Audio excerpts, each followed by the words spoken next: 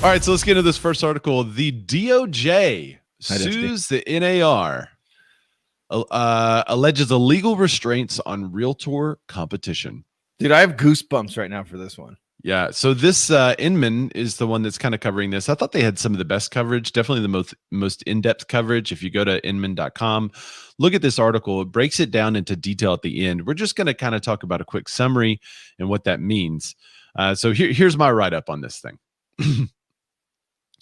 It could have said this: the DOJ sues NAR, settles with DOJ. Because if you were around Thursday, that's how fast everything happened.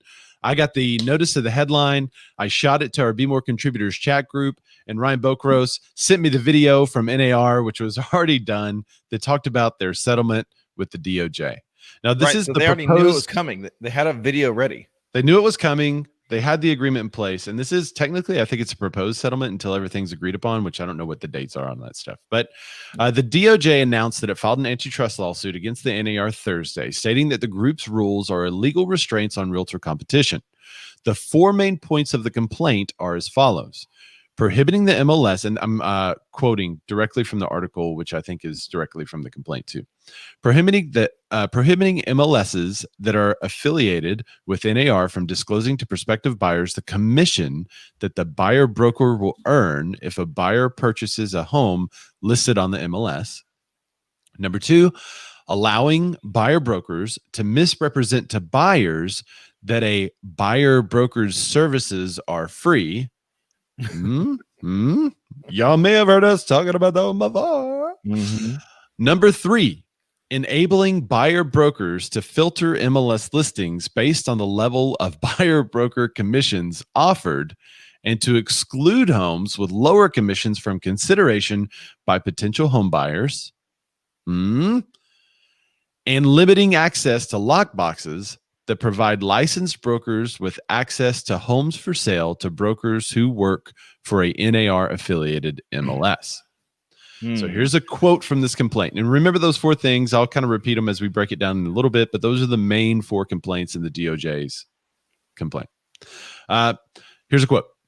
These NAR rules, policies, and practices have been widely adopted and enforced by NAR-affiliated MLSs and are therefore agreements among competing real estate brokers, each of which reduce price competition among brokers and lead to lower quality service for American home buyers and sellers. As a response, the NAR told Inman that it had reached an agreement and put out a video to that effect from the 2021 incoming president of the NAR. Here's what they stated. In accordance with the MLS, and this is again a quote from Inman, which I believe is a quote directly from NAR. Right. Quote. In accordance with the MLS system's long-standing focus on creating efficient, transparent marketplace for home buyers and sellers, the amount of compensation offered to buyers' agents for each MLS listing will be made publicly available. Publicly accessible MLS data feeds will include offers of compensation, and buyers' agents will have an affirmative obligation to provide such information to their clients for homes of interest. Another part of this. Oh, wait. I went way down the page here. This is a big article. I've actually got to expand my view here to see.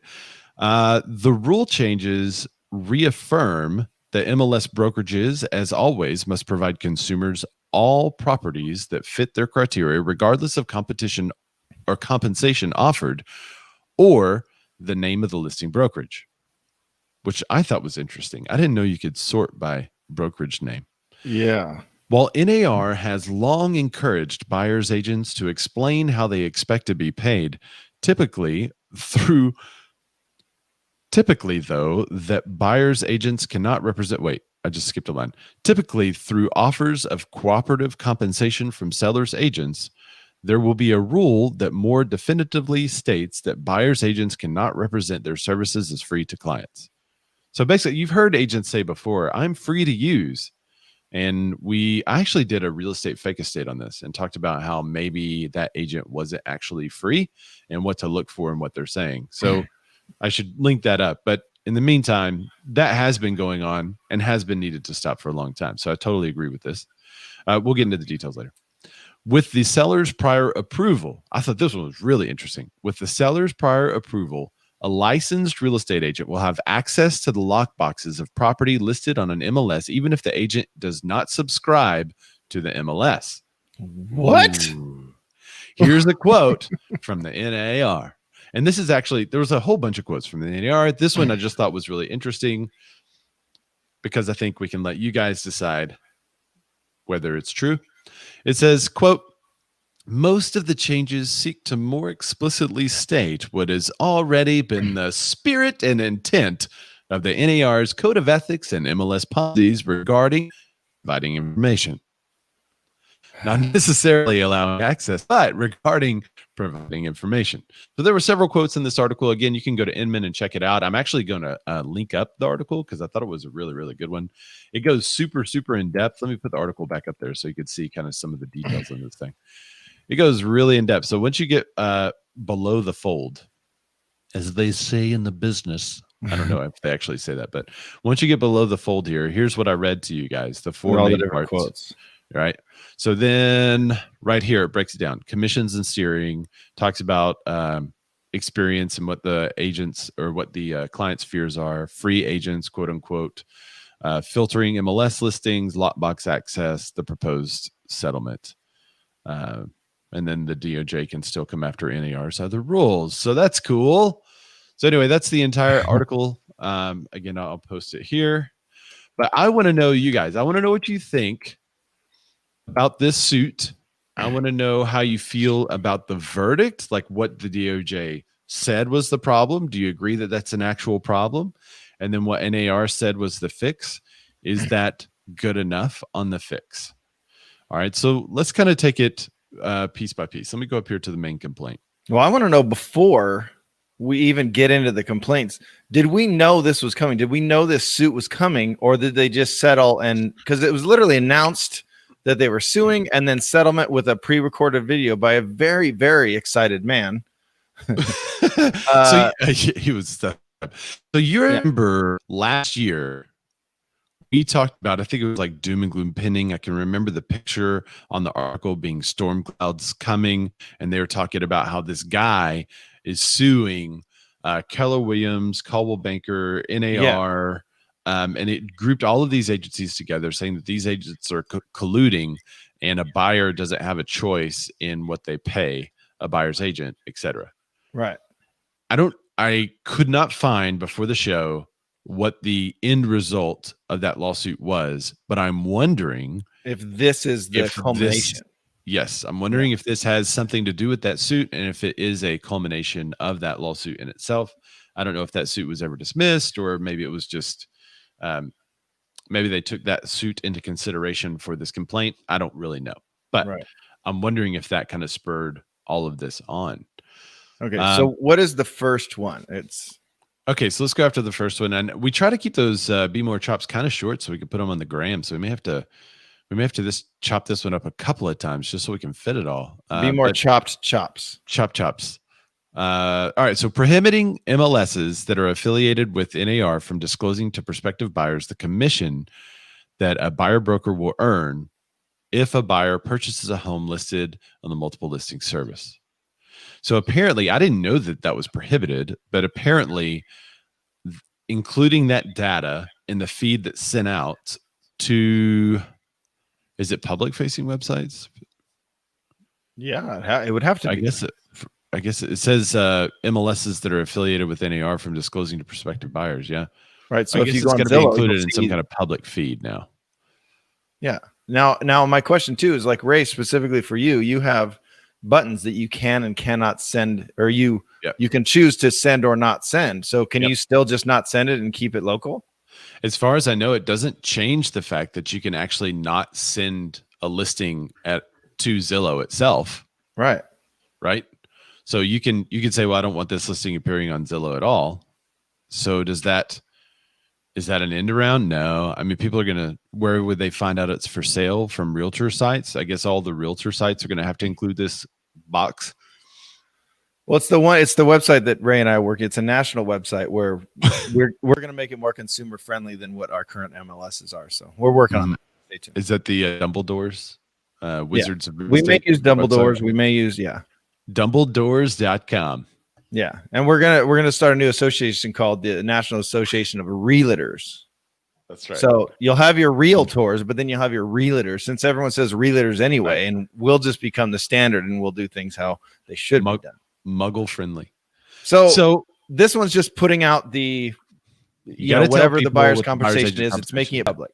I mean, I don't mind it. You know, I don't mind it. All right, so let's talk about ramifications of it. Dusty Martin's joining us. She says, "What up, my favorite bearded dudes?" Hey, Dusty, how are you? Melissa Mars says, "We just talked about this in an office meeting this morning." Oh, cool. Well, glad we could contribute. I don't think there was an end result to that lawsuit, so it may still be ongoing. You might be right. And Mike Elizabeth Riddell joins it. She says, "Chippity chops." I would watch that. Okay. All right. So, what's the end result of allowing the public to see how much an agent is making off of the sale of a property? Now, this is also my question. That commission amount is supposedly negotiable, even though we are all a part of MLS and we all have these compensation. But it's not though. The buyer's agent commission. The buyer's agent commission is negotiable between agencies. No, it is in our area. Yeah, for us, it's part of that's the contract that's already been signed. Now, anyone can clear me up on this. I don't mind being wrong, but the commission's already, or the contract's already been signed between the seller and that brokerage. That's the commission. It's stated. Okay, so there are instances in which that commission is stated as a minimum. This is how much we will offer the buyer's agent as a minimum. It doesn't talk about any bonuses, extra compensation. I know I've been in situations, and you probably have, where an agent said, "Look, if you can get this under contract in 30 days, the seller will give you a bonus, or we'll put a bonus on there," right? And that's not stated anywhere in the MLS. So you just negotiated a fee. I also know of occasions where agents have said, "Hey, you have in the MLS, 3%. I'm just making up numbers at this point. You have in the MLS 3%. My fee to my buyer is 5%. I'm going to need you to increase it 2%." And the buyer will finance that amount into the loan. Well, that's where I kind of went is, what about those buyer's agents that have a minimum for their, if it's 3% and they're netting or they're getting 2% on the buyer side, what is, like, I don't know. I mean, hopefully it's already disclosed. It's not just in a contract somewhere with their buyers, but like now they're going to see, our buyer's going to go, "Oh, well, I don't want that house because they're only getting 2%. I'm going to have to pay another percent. Or I only want these that are 3%. Are they going to self-limit? Does that make sense? Yeah. You know what I mean? Would they put out $1 as the minimum compensation? Right. And then it's all negotiated between brokerages. So used to, before MLSs and all that stuff, it was all kind of negotiated. Like you'd call John and say, "Hey, John, I see you have this house listed. I want to show it. What are you offering the buyer's compensation?" And that would be negotiated. It was in books eventually. But like way back in the day, it was all negotiated. And it technically is supposed to still be negotiated, or else you're going to say that that's a traditional price, which is why you have an antitrust suit. A couple of comments that we're getting is pretty good. Michael Elizabeth Rodell is suggesting another name for our association. She said, National Association of Realtors with Rifles. That's good. I mean, you could do like a National Association of Realtors with Rifles. Well, she wrote riffles, though. She wrote riffles. She did write riffles. So which does she mean? There's a big difference between rifles and riffles. I like a National Association of Realtors with Rifles Associated. So it's the NARRA. NARA. NARA. Just like Melissa Nara. Colin J. Cameron said realtor wouldn't create any confusion or litigation. You guys should do this. You guys got this. I'm on board. See, I think there's sarcasm in there, but he didn't put the I though. It's very, very specific. You got to put realtor and then ER at the end. Realtor. It's not realtor. It's a realtor. Well, it's all marketing. It's on our listing agreement between the seller and the brokerage. So it is on your listing agreement between the seller and the brokerage, but couldn't that change? Like there have been instances in which I've negotiated. There have been instances in which I've put the main commission amount, and that we wrote in that the real estate agent can split that commission amount as they see fit, given the marketing. And so what we did in this particular case, because it was like an investor, and he was like, "I don't care how you do it, just use this money and make it attractive. So we wound up doing bonuses and all kinds of stuff. And I was constantly changing the commission structure to test stuff on the market and see how things would respond. So I could put a whole lot more onto the buyer or less onto the buyer. So it's just, I feel like that's not I think for 80% of the cases, 90% of the cases, that's going to stop the general public, or I mean, not the general, that's going to stop the general real estate agent from trying to misuse something, or maybe, what's the term I'm looking for? Deceive the public with that. However, I think if you still wanted to find a way to deceive, it's a very easy end around. It's just to change your agreement with the seller. So you want me to read exactly what ours says? Yeah.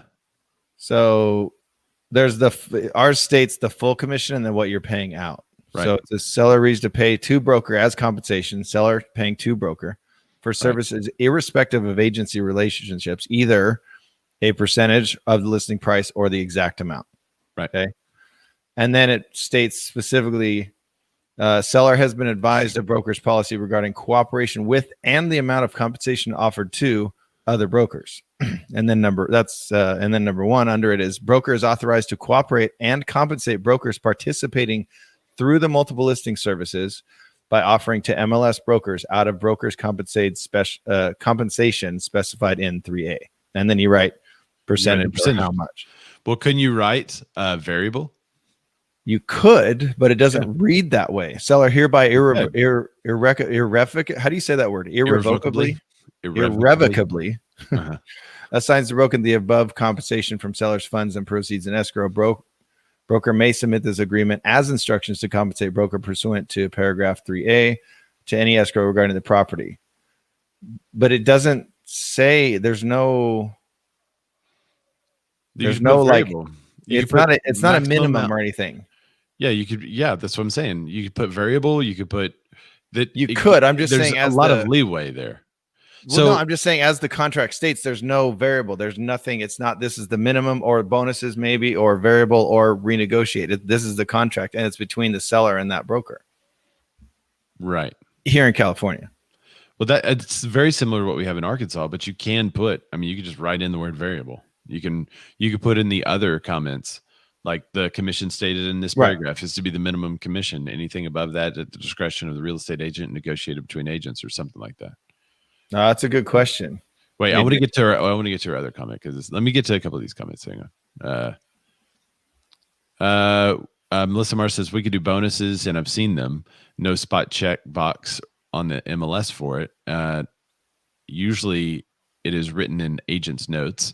Yes, so you put that in the MLS, but you know what the MLS says across the bottom? All of this information deemed to be accurate, but not promised. Right. So there have been occasions where I've gotten a property under contract. It had the little V by the commission, right? It was variable. There were bonuses offered, but then they're like, oh no, we took those off. I just didn't remove it from the MLS. So could I have been a jerk and try to hold them to it? Maybe, but legally it probably didn't have a leg to stand on. So Adrienne Gill, I love this comment. She said, because we sell realty, which actually spells reality. Yeah. I love that. Melissa Vara says, very few and far between. It is changed after the listing agreement is signed. So yeah, that's what I'm saying. You sign the listing agreement, then you start offering these bonuses and stuff like that. None of that is in your listing agreement unless you're going through the process of giving an amendment to your listing agreement. So all of that stuff is done, and it's done in practice, and we're changing the listing agreements and we're changing the terms of the buyer's agent compensation, but yet not signing anything. And so I think this rule, by making that publicly available, should also make it more stringent upon realtors to do that paperwork.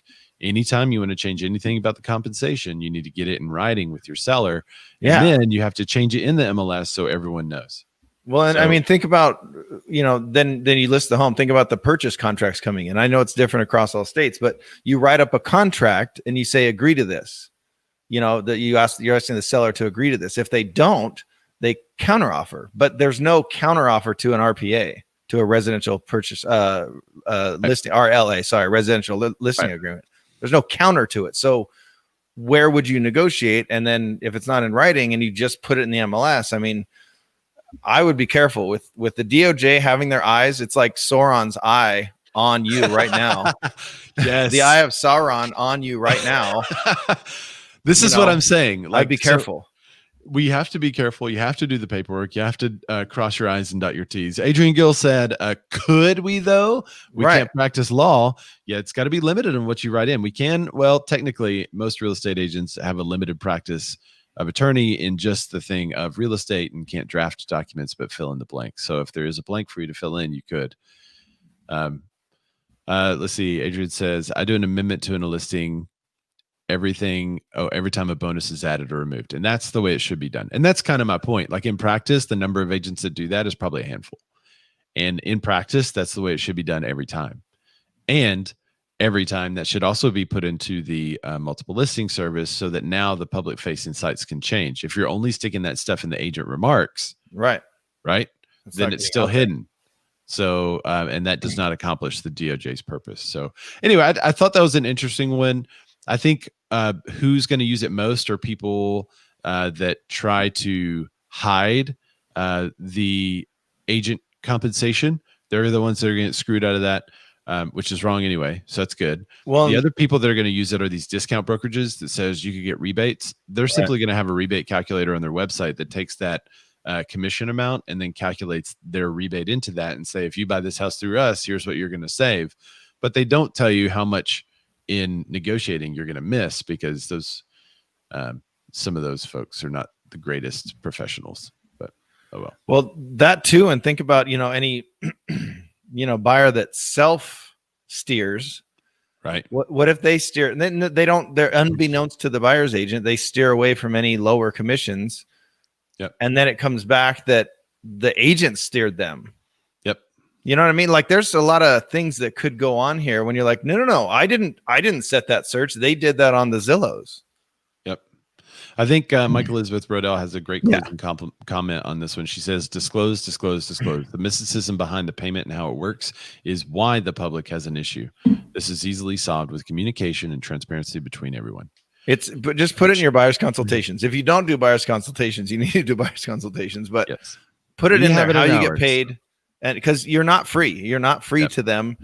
And there is a misnomer or a misconception that and they don't pay my commission, but I get paid. You know what I mean? So, right.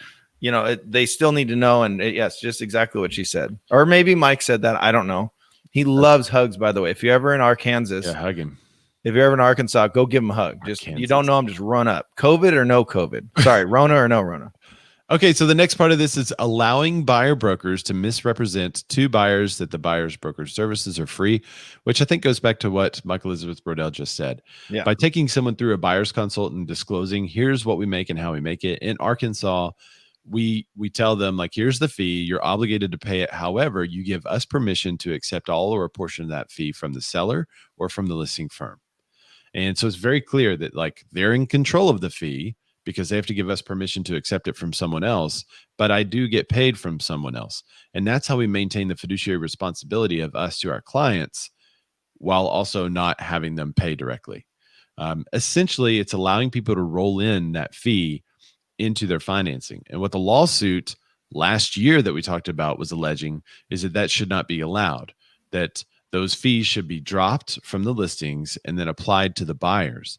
And if that would happen, I know there are buyers out there that would not be able to purchase a home because they cannot afford the professional representation, or they would try to buy a home without representation. And now you're basically taking away representation from someone who, quote unquote, can't afford it. So that's not a great solution either. You're actually taking away professional help from someone who may need it most. And forcing them to do it alone. That's right. So I think this is a better solution, making it public, and then people can decide what they want to do. All right. So any comments on that?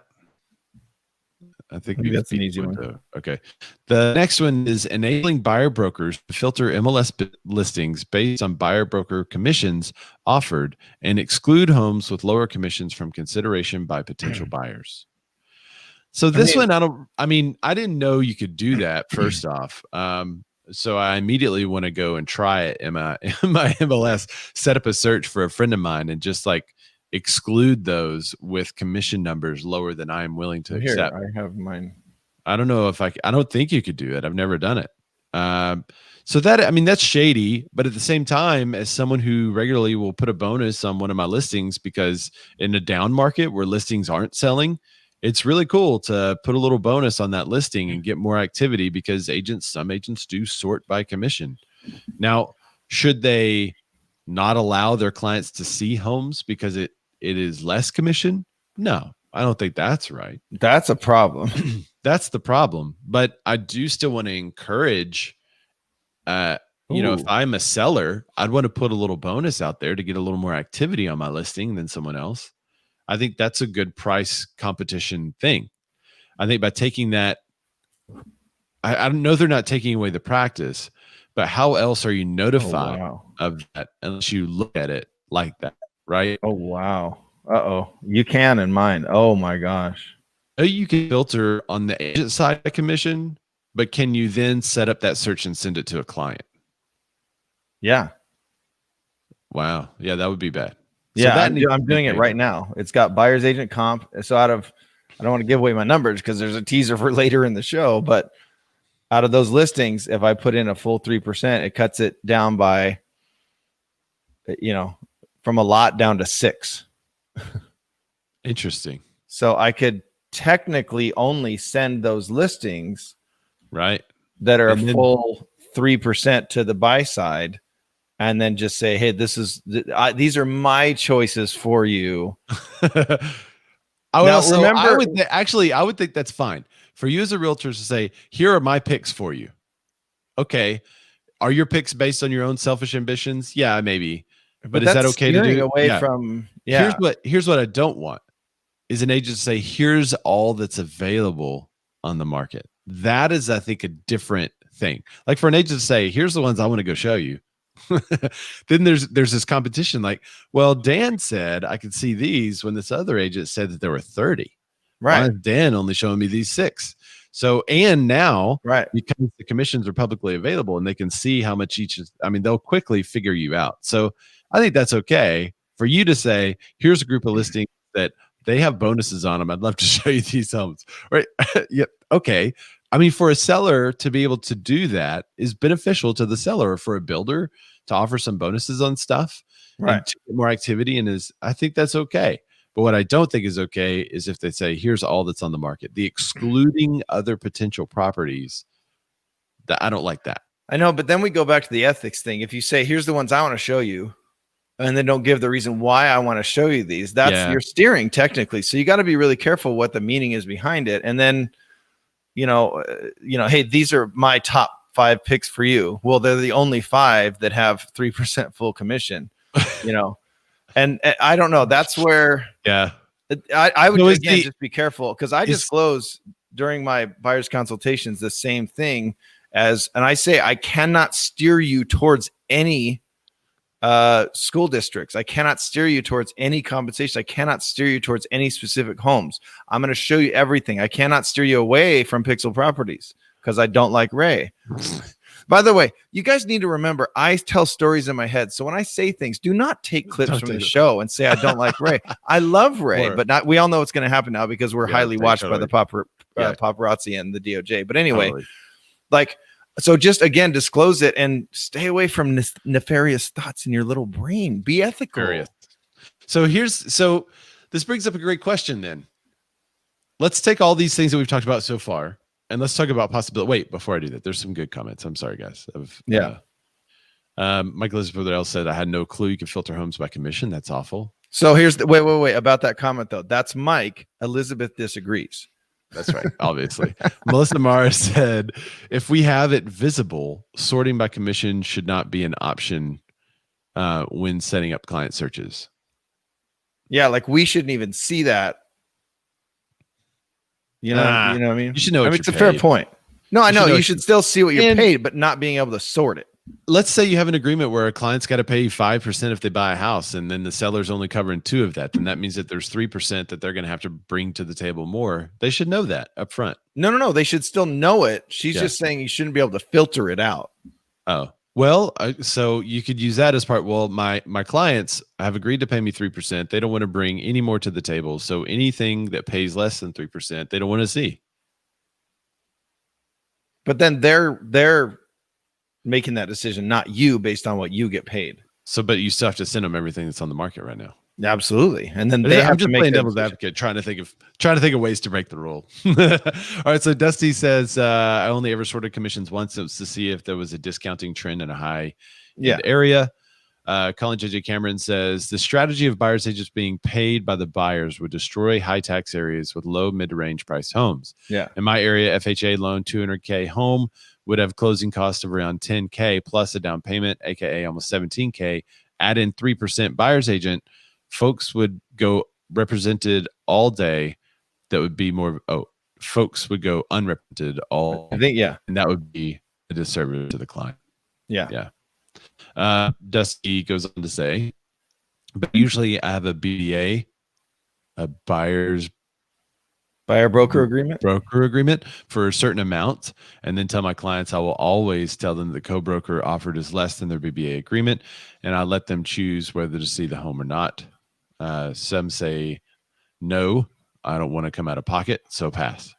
So that is their choice. That's a good way to represent that we were just talking about. So I'm just gonna, I'm not being any way, but I get paid what I get paid. So whatever the commission is now, if it's the $1 one, I'm gonna have issues with that. Right. I've accepted $0 before. Right, but I'm just saying what I don't steer at all. I told them that I would take exactly what the seller said they would pay, and in that case, the seller said I'm not paying you a dime.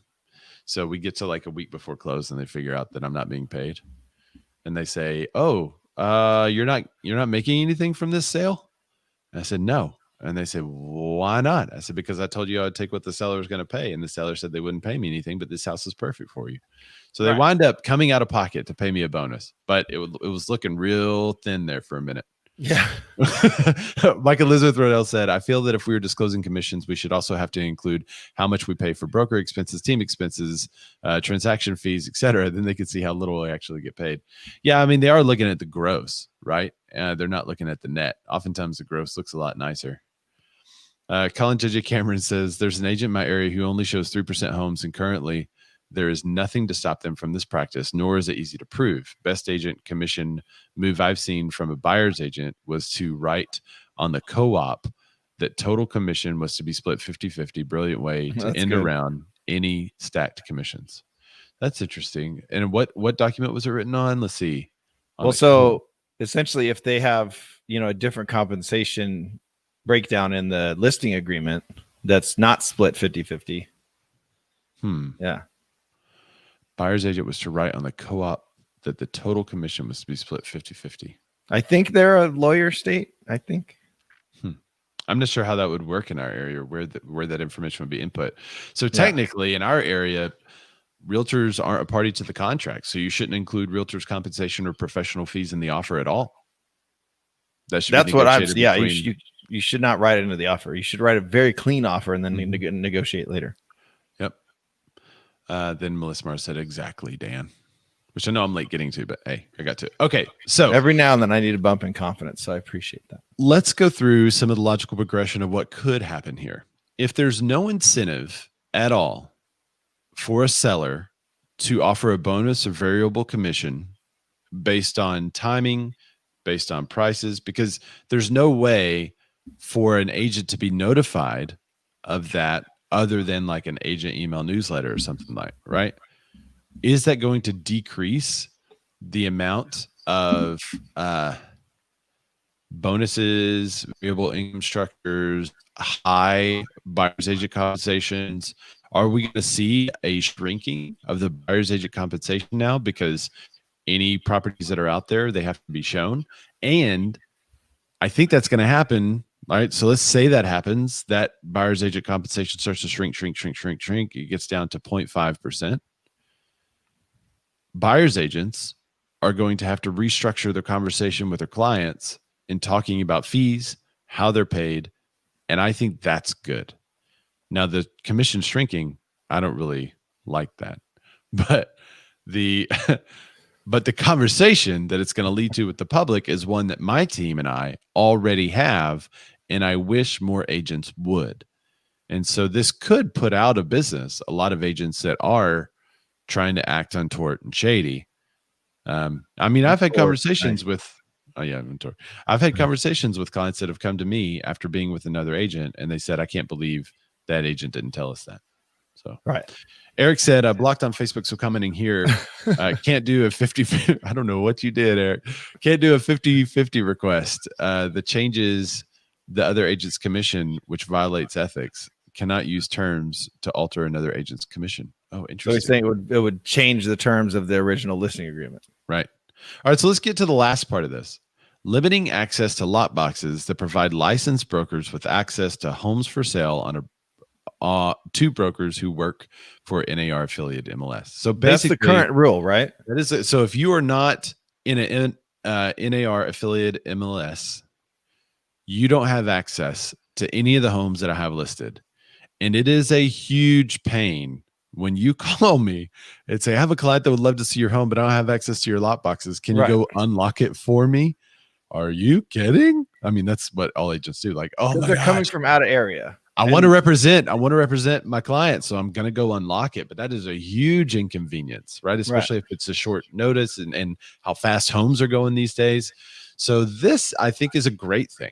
And something that I think should have been done a long time ago, because I don't like the treatment of people that are not a member of the NAR and how the NAR treats people that are non-members.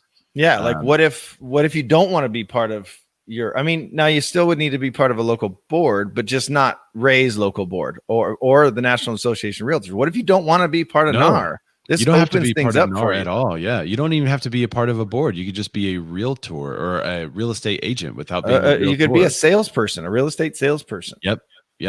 Your own little brokerage doing your own thing on your own island. And hey, you go sell a house every now and then. That's great. You can do it now and you'll have access. So I think this is awesome.